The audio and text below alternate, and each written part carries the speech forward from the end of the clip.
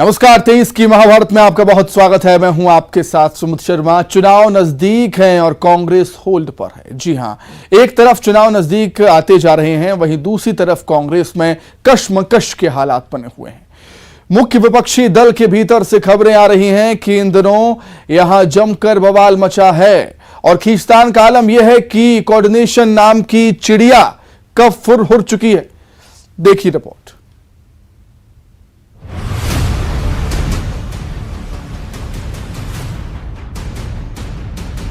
चुनावी सीजन आते ही राजनीतिक दल अपनी अपनी कमर कसने लगते हैं, लेकिन मध्य प्रदेश कांग्रेस का आलम यह है कि यहां तो कुछ प्यास लगने पर कुआं खोद रहे हैं, तो दूसरी तरफ उनके ही साथी खोदी मिट्टी को फिर से कुएं में पाटने का काम कर रही हैं।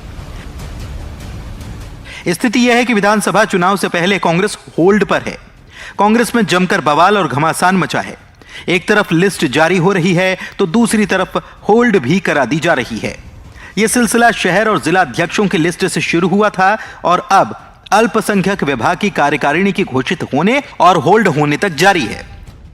आलम यह है कि प्रदेश का सबसे बड़ा शहर इंदौर 1 महीने से अध्यक्ष विहीन है। उधर अल्पसंख्यक विभाग की सूची भी होल्ड पर है। बताया गया कि ये नियुक्तियां प्रदेश अध्यक्ष शेख अलीम की सहमति के बगैर प्रदेश प्रभारी महेंद्र सिंह वोहरा ने कर दी, जिसमें इंदौर समेत प्रदेश के 13 दूसरे शहर के अध्यक्ष, जिसमें अलीराजपुर, रीवा शहर, नीमच शहर, बुरहानपुर शहर व ग्रामीण, उज्जैन शहर, खंडवा शहर, भोपाल ग्रामीण, धार, टीकमगढ़, छतरपुर, शाजापुर और सीहोर शामिल है। इसके साथ ही प्रदेश कार्यकारिणी में उपाध्यक्ष, महामंत्री, सचिव, सोशल मीडिया प्रभारी और प्रवक्ता बनाए गए, जिनकी संख्या 46 के आसपास है। लेकिन लिस्ट जारी हुई नहीं कि शिकवे शिकायतों का दौर चल पड़ा, जिसके चलते दिल्ली से राष्ट्रीय अध्यक्ष इमरान प्रताप गढ़ी ने एक्शन लिया और पूरी सूची को ही होल्ड पर कर दिया। हमारी जो सूची है उसमें अभी कुछ जिला अध्यक्ष हमारे और जो बनना था वो रह गए। इसके अलावा स्टेट कमेटी में पूरे नाम एक साथ नहीं घोषित हो पाए थे, तो उस संबंध में राष्ट्रीय अध्यक्ष जी ने संज्ञान लिया है और हमने भी जो नाम रह गए थे उसके बारे में मैंने भी उनको बताया था। उस आधार पर अभी जो होल्ड करी है और बहुत जल्दी शीघ्र सूची अन्य जिलों के नाम और अन्य प्रदेश पदाधिकारियों के नाम जुड़कर शीघ्र सूची घोषित हो जाएगी। वहीं चुनाव से पहले कांग्रेस में मचे घमासान पर बीजेपी चुटकी ले रही है। बीजेपी के प्रवक्ता नरेंद्र सलूजा कहते हैं कि मध्य प्रदेश में पूरी की पूरी कांग्रेस ही होल्ड पर चली गई है और सबके सब कमलनाथ को चुनौती दे रहे हैं। पहले इंदौर का कांग्रेस अध्यक्ष होल्ड पे गया, फिर खंडवा का ग्रामीण और शहर अध्यक्ष होल्ड पे गया और अब अल्पसंख्यक विभाग की मध्य प्रदेश की पूरी कार्यकारिणी ही होल्ड पर गई। ऐसा लग रहा है कि शायद पूरी कांग्रेस होल्ड पर चली गई है। लगातार अंतरकलह सामने आ रहा है। कोई कार्यकारी अध्यक्ष को लेकर चैलेंज कर रहा है, कोई भावी मुख्यमंत्री को चैलेंज कर रहा है, कोई अवश्यम भावी को चैलेंज कर रहा है, कोई नियम कायदे और प्रोसीजर की बात कर रहा है, कोई कांग्रेस की परंपरा की बात कर रहा है। सब कमलनाथ जी को चुनौती देते हुए दिख रहे हैं और ऐसा लग रहा है कि मध्य प्रदेश के अंदर कांग्रेस अलग अलग खेमों में बढ़ चुकी है।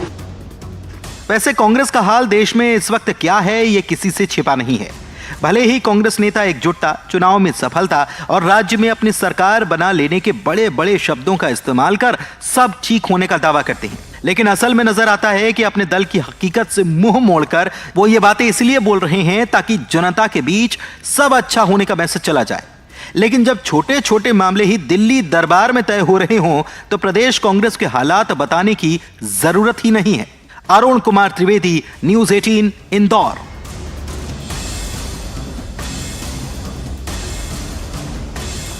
छत्तीसगढ़ में भी विधानसभा चुनाव का शोरगुल तेज होता जा रहा है। चुनाव के लिए धीरे धीरे ही सही माहौल बनता जा रहा है। जहां नेता अपने वादों को पूरा करने की कोशिश में जुटे हैं, वहीं आम मतदाता के जहन में चुनावी मुद्दों की तस्वीर भी अब बनने लगी है। मौजूदा और पूर्व विधायक के कामों की तुलना भी शुरू हो चुकी है। पिछले चुनाव से पहले जनता क्या उम्मीद रखती थी और बीते सालों में नेता कितने खरे उतरे हैं, अब किन मुद्दों को लेकर वो वोट डालेंगे, ये जानने के लिए न्यूज़ 18 ने जनता की नब्ज टटोली है। चलिए आपको लिए चलते हैं धमतरी। नमस्कार, मैं हूं अभिषेक पांडे और इस वक्त हम खड़े हैं धमतरी विधानसभा के धमतरी शहर में। धमतरी शहर का ये बहुत व्यस्त इलाका है और यहाँ पर सभी तरह के लोग रहते हैं और ये जो 2023 है ये चुनावी वर्ष है। इस साल विधानसभा के चुनाव होने हैं और धमतरी के मतदाता हमारे साथ खड़े यहाँ पर जागरूक नागरिक हैं, इनसे हम पूछेंगे कि इस बार धमतरी का जो फैसला है वो किन मुद्दों को लेकर होगा। वोट जो डलेंगे ईवीएम मशीन के जो बटन दबेंगे उस समय मतदाता के दिमाग में कौन सी चीज रहेगी, क्योंकि ये जो बीते 4 साल थे, 4.25 साल, उस बीच जनता ने क्या खोया क्या पाया और किस बात की उम्मीद वो रखते हैं, जनता से पूछेंगे। भैया 23 का चुनाव है, वोट डालेंगे हम इस साल लास्ट में, क्या मुद्दे हैं जो आपके दिमाग में रहेंगे उस समय वोटिंग के दौरान? भाई धमतरी का विकास सबसे बड़ा मुद्दा रहेगा। धमतरी में रेलवे यार्ड की स्थापना होनी चाहिए, मेडिकल कॉलेज बनना चाहिए, इंजीनियरिंग कॉलेज खुलना चाहिए, रोडों की कनेक्टिविटी बहुत अच्छी होनी चाहिए, लोगों को रोजगार के संबंध में उद्योग लगने चाहिए। हम इन सब मुद्दों पर वोट देंगे।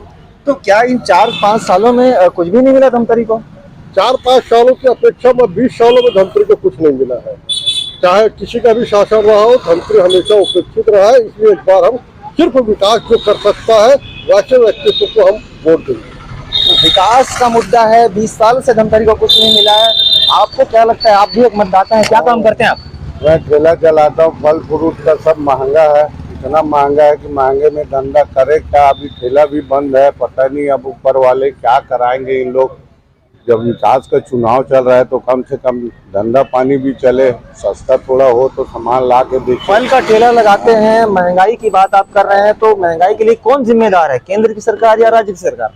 केंद्र सरकार होगा बाबा जी, अब उसी को तो मानना पड़ेगा ना। अभी देखो वो तो कुछ करेगा, कम ज्यादा बजट करेगा तब हम छोटे मोटे ठेला चलाने वाले ठेला चलाएंगे। नहीं तो आज ठेला भी नहीं चल रहा है, हमारे महीनों हो गए बंद है, काम धंधा बिल्कुल बंद है। तो फल फ्रूट का 700 रुपये 800 रुपये क्रेट हो गया केले का धंधा। ठीक है, तो सर्वहारा वर्ग जो है वो महंगाई से परेशान है कहीं ना कहीं, तो ये एक मुद्दा रहने वाला है, विकास मुद्दा रहने वाला है। आपको क्या लगता है 2023 का धमतरी का फैसला किन मुद्दों पर होगा? सबसे पहले तो देश की सुरक्षा सबसे पहली है। महंगाई तो आती जाती रहेगी और हर सरकार में महंगाई जो है ना रही है, कहीं कम कहीं ज़्यादा है ना। और सिर्फ अपन पेट्रोल और गैस सिलेंडर को ही देखें हैं, बाकी सुरक्षा भी जो है वो मायने रखती है। देश की सुरक्षा सबसे बड़ी चीज़ है और उसके लिए मोदी जी बहुत अच्छा काम कर रहे हैं, है ना। तो थोड़ी बहुत महंगाई उसको बर्दाश्त किया जा सकता है। तो सुरक्षा प्रमुख मुद्दा है, लेकिन जो आम आदमी से जुड़े मुद्दे, शिक्षा है, स्वास्थ्य है, सड़कें हैं, इन पर क्या लगता है आपको ये मुद्दे रहेंगे 23 में विधानसभा में? अब 2023 में तो सबसे मुख्य बात है, मुद्दे यही है कि हायर एजुकेशन के यहाँ के बच्चों को जो बाहर जाना पड़ता है ना, आज तक किसी प्रकार का कोई प्रकार का मेडिकल कॉलेज के बारे में कोई व्यवस्था हो पाई है। कई नेता है, सारे लोगों ने अपने आश्वासन दिया, लेकिन आज तक ना मेडिकल कॉलेज खुले ना इंजीनियरिंग कॉलेज। चलो आज के तारीख में मान के चलो हायर एजुकेशन के लिए कम से कम बहुत अनिवार्य है, ये सबसे प्रमुख मुद्दा होना चाहिए। अगर हायर एजुकेशन यहाँ हो जाता है तो यहाँ के बच्चों को यही आएंगे, बाहर के बच्चे आएंगे, यहाँ का विकास होगा, आवक बढ़ेगा, व्यापार बढ़ेगा, सारे चीज उससे मतलब फायदे होंगे। ठीक है, तो धमतरी में जो उच्च शिक्षा है, हायर एजुकेशन है, वो भी एक मुद्दा रहने वाला है। इस बार चलते हैं और कुछ यहाँ के व्यापारी वर्ग हैं, उनसे बात करते हैं। यहाँ पर बैठे हुए हैं, चलिए इनसे बात करते हैं। आपसे ही बात करेंगे। आप वोट डालते हैं ना? वोट डालते हैं, क्या काम करते हैं? कपड़े काम करते हैं। इस साल चुनाव है 2023 में विधानसभा का, क्या मुद्दा आपके दिमाग में रहेगा जब आप कपड़े के व्यापारी की बतौर धमतरी में क्या देखते हैं, क्या होना चाहिए था, क्या हुआ नहीं हुआ? अब ये है कि कपड़े का काम तो अभी एकदम ठप्पा बैठा हुआ है, तो कुछ इससे तो उद्धार होना चाहिए। कपड़े का व्यापार ठीक नहीं चल रहा है आपका? नहीं, ठीक चल रहा है, लेकिन जैसा चलना चाहिए वैसा नहीं है, और अच्छा से चलना चाहिए। बाकी के जो मुद्दे हैं, सड़कों के मुद्दे, लोगों की मूलभूत सुविधाओं के मुद्दे में लगता है आपको कोई काम हुआ है जिसमें? मेरे हिसाब से तो थोड़ा बहुत आधा काम हो रहा है। ये इस एरिया का तो काम हो रहा है, बाकी एरिया का तो अपने को नहीं मालूम, अपने इसी एरिया का तुम बता सकते हैं। ठीक है, तो मूलभूत सुविधाओं में कहीं ना कहीं वो रिस्पांस नहीं मिल रहा है जो मिलना चाहिए, और धमतरी के नागरिकों से मिलते हैं। भैया चुनावी वर्ष है, कौन से मुद्दे रहेंगे धमतरी के लिए इस बार चुनाव में, विधानसभा में? बहुत सारे मुद्दे हैं यार, बताइए। जैसे मेडिकल कॉलेज खोलने की बात है, मेडिकल कॉलेज खुलना चाहिए यहाँ, कृषि महाविद्यालय खुलना चाहिए यहाँ, जिला स्तर की जितनी भी कार्रवाई पूरी होनी चाहिए। और भूपेश बघेल ने अभी तक एक भी घोषणा पूरी नहीं की है। लेकिन जो किसानों को जो धान की कीमत मिल रही है, बिजली बिल हाफ है, कर्ज माफी है, ये सब तो अफेक्ट करेंगे कि नहीं करेंगे? कर्ज माफी एक बार अफेक्ट किया, बार बार कहाँ अफेक्ट करेगा? बिजली बिल एक बार हाफ कर दिया, खाली घर का हाफ हुआ है, दुकान का हाफ नहीं हुआ है। रही इसकी बात, धान का 25 रुपए दे रहा है, 1865 का रेट दे रहा है, बाकी 4 किलो मिल रहा है, उसका कोई महत्व नहीं है। आप ये बताइए कि धमतरी में इस बार 2023 में आप भी मतदाता हैं, वोट तो डालते हैं? हाँ, मतदाता है, वोट डालते हैं ना जी। तो इस बार किन मुद्दों को लेकर आपका वोट का डिसीजन होगा? इस बार थोड़ा महंगाई जो बढ़ा हुआ है ना, इसको थोड़ा कंट्रोल होना चाहिए। बगैर सरकार को थोड़ा आगे सोचना चाहिए ऐसे बारे में। जो इतना महंगाई हो रहा है, गरीब आदमी जो रोजी कमाता है वो कहाँ से लाएगा पैसा? ठीक है, तो महंगाई की बात बार बार हो रही है, चाहे वो ठेला चलाने वाला व्यक्ति हो या कोई कारोबारी हो, महंगाई कहीं ना कहीं एक मुद्दा है जो इस चुनाव में वोटों का निर्णय उसके आधार पर होना है। और भी कुछ युवा साथी यहाँ पर हमें दिखाई दे रहे हैं, उनसे बात करते हैं। आप क्या करते हैं? मैं स्टूडेंट हूँ सर। स्टूडेंट हैं, वोट डालते हैं? हाँ, डालते हैं। इस बार 2023 के चुनाव में आपके लिए क्या मुद्दे रहेंगे? तो इसके लिए एक तो मेडिकल कॉलेज हो गया, विधानसभा अगर देखेंगे तो। दूसरा, इंजीनियरिंग कॉलेज भी बहुत पुरानी मांग है हमारे शहर की, और इस विधानसभा की भी। इस विधानसभा के आजू बाजू वाले विधानसभा जैसे दूसरे जिले हैं, उनको जब मेडिकल कॉलेज मिल सकते हैं तो हमारे शहर को भी मेडिकल कॉलेज मिलना चाहिए। मेडिकल कॉलेज छात्र हैं और कहीं ना कहीं महसूस करते हैं कि हायर एजुकेशन के लिए मेडिकल कॉलेज, इंजीनियरिंग कॉलेज जैसे सुविधाएं धमतरी मिलनी चाहिए। आप क्या काम करते हैं? मैं रिक्शा चलाता हूँ सर। रिक्शा चलाने वाले हैं? कितने साल से रिक्शा चला रहे हैं? 20 साल हुए। वोट डालते हैं? हाँ। तो इस बार वोट किन चीजों को देख के डालेंगे? विधानसभा चुनाव में धमतरी का विधायक कैसा होना चाहिए? विधायक तो बहुत अच्छा होना चाहिए, कोई भी आदमी, कोई भी नेता हो, अच्छा भी हो, धमतरी का विकास होना चाहिए। किन मुद्दों को लेकर आप वोट डालने जाओगे? जो मुद्दा अच्छा लगेगा हम उसको उसी को देंगे। ठीक है कि नहीं? बिल्कुल बिल्कुल। ये धमतरी शहर में जो और भी लोग हैं, काम करते हैं रोज, अभी भी इनका काम चल रहा है। क्या काम कर रहे हैं अभी आप? मैं माला गुजर रहा हूँ धमतरी का ही, और ये जो है मतलब सेठ व्यापारी से मतलब गुथई हम लोग करते हैं। और जैसा अभी भी है वर्तमान में क्या है, महंगाई के जमाना में ऐसा हो चुका है कि आदमी को रोजी रोटी के लिए तरसना पड़ रहा है। जैसा समाज जैसा है इसी वक्त जैसा रहा है, इसके लिए आप जो प्रोसेसर के हिसाब से विधायक ऐसा बनना चाहिए कि धमतरी शहर में ऐसा टाइप का विकास होना चाहिए कि आदमी को देखते ही अचंभा भी होना चाहिए कि धमतरी व्यापार जो है इतना भी चमकना चाहिए। रोड लैंड, व्यवसायी लेकर के दुकानदार, साथ में दुर्घटना से ये सब चीज ले करके आपको इसको संबंधित में लेना चाहिए उसको, विधायक को। और जैसा जब भी प्रतिनिधि भी बन रहे हैं उसको भी लेकर के ये चलना चाहिए, और इसके हिसाब से आपको शासन को भी लेकर के सभी को लेकर के चलना चाहिए जगह पर। तो आप देख सकते हैं एक बोल देते हैं। और मैं भी जो है पटवा समाज का सचिव हूँ। आपको जैसा ये संपर्क जैसा यहीं पर भी रहता हूँ मैं। ठीक है, आप आपसे पूछेंगे, वोट डालते हैं?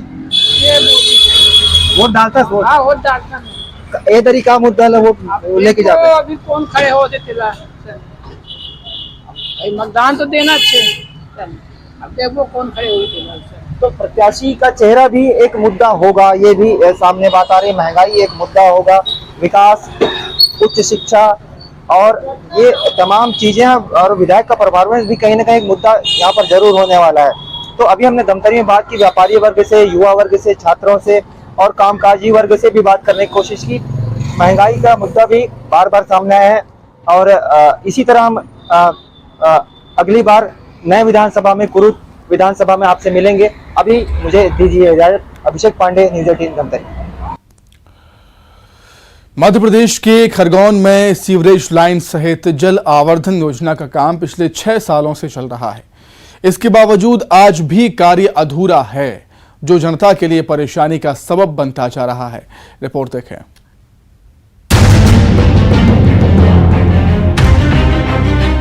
एमपी में चुनावी साल में विकास योजनाएं रफ्तार पकड़ने लगी हैं। पिछले कई साल से जो काम अधूरे पड़े थे, उनको पूरा करने की जल्दबाजी दिख रही है।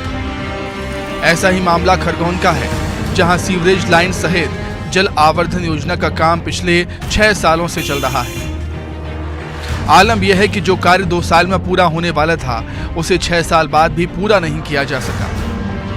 और एक बार फिर विधानसभा चुनाव जैसे ऐसे नजदीक आ रहे हैं, वैसे वैसे खरगोन शहर में सीवरेज लाइन सहित जल आवर्धन योजना का कार्य रफ्तार पकड़ने लगा है। सीसी रोड खोद रहे हैं, लेकिन शहरवासियों का दर्द कुछ और ही है।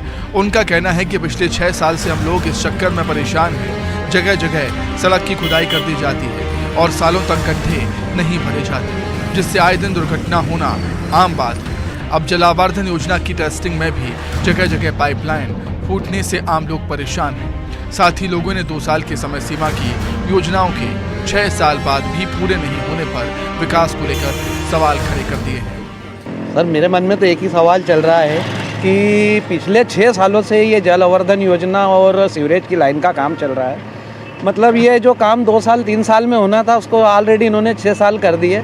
उसके बाद में भी मतलब जगह जगह से टेस्टिंग में भी ये हालत हो रही है कि पाइपलाइन इनकी लीकेज हो रही है, कहीं से भी फूट रही है, कहीं से कुछ भी हो रही है।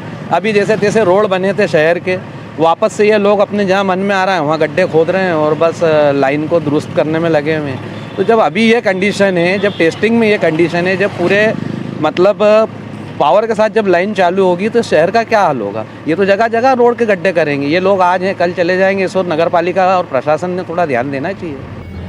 खरगोन में सीवरेज लाइन सहित जल आवर्धन योजना जनता के लिए परेशानी का सबब बनती जा रही है, क्योंकि टेस्टिंग के दौरान जगह जगह पाइपलाइन टूट गई है, फूट गई है। शहर में अभी अभी सड़कें बनी हैं, फिर जगह जगह सड़क खोदी जा रही है। शहर में इन दिनों निकल रही सरकार की विकास यात्रा के दौरान जल आवर्धन और सीवरेज योजनाओं को लेकर लोग सवाल उठा रहे हैं। इस मामले में परियोजना प्रबंधक राजेंद्र कुमार सोलंकी का कहना है कि साइट के चयन में देरी और 2 साल तक कोरोना काल के चलते प्रोजेक्ट में देरी हुई है। अप्रैल तक काम पूरा कर लिया जाएगा। प्रारंभ होने के बाद में कुछ साइट के इशू रहे, लैंड का प्रॉब्लम रहा, लोकेशन, तो इनिशियल डिले भी हुई है इसमें। उसके बाद लगभग 2 साल कोरोना पीरियड का डिले हुआ है, क्योंकि शुरू में जब लैंड का लोकेशन फाइनल नहीं होती है, जब तक हमारे ट्रीटमेंट प्लांट के लिए और इनटेक के लिए दूसरे क्लियरेंसेस नहीं होते हैं, तो उसमें इनिशियली हमें टाइम लगा है। वो डिटेल है हमारे पास, हम आपको अवेलेबल करा सकते हैं। और उसके बाद कोरोना जो मैंने आपको बताया, लेकिन जो है अभी हम पूरी गति से आगे बढ़ रहे हैं और हमारा जो काम है, ट्रीटमेंट प्लांट लगभग कंप्लीट है और फिनिशिंग काम छोड़ के रातर हम उसको चालू कर चुके हैं। और जो हमारी 4 टंकियाँ हम उससे पानी भर रहे हैं फिल्टर करके, प्रॉपर टेस्टिंग करके, लेबोरेटरी टेस्ट करके, पानी को चेक करके, और शहर में हम प्रदाय भी कर रहे हैं। प्रदेश भर में बीजेपी विकास यात्रा निकाल रही है, लेकिन प्रदेश की सरकार की विकास की रफ्तार अगर यही रही तो जनता का सवाल उठाना लाजमी है। शहर के विकास को लेकर जलावर्धन योजना और सीवरेज योजना के बड़े प्रोजेक्ट बनाए गए, लगातार उनका काम चल रहा है। लेकिन जिस प्रकार से विकास को लेकर लोग सवाल उठा रहे हैं कि 6 साल बीत जाने के बाद भी लोगों को जो दोनों प्रोजेक्ट हैं उनकी सुविधा नहीं मिल रही, और अब जब टेस्टिंग चल रही, टेस्टिंग के दौरान विशेष रूप से जल आवर्धन के जो पाइप है उनमें पानी जो लीकेज हो रहा है, तो लोग सवाल उठा रहे हैं और विकास को लेकर सवाल उठा रहे हैं। निश्चित ही जो सवाल उठ रहे हैं वो कहीं ना कहीं लाजमी है। आशुतोष पुरोहित, न्यूज़ 18 खरगोन। तो इसी के साथ ही 23 की महाभारत में फिलहाल इतना ही। नमस्कार।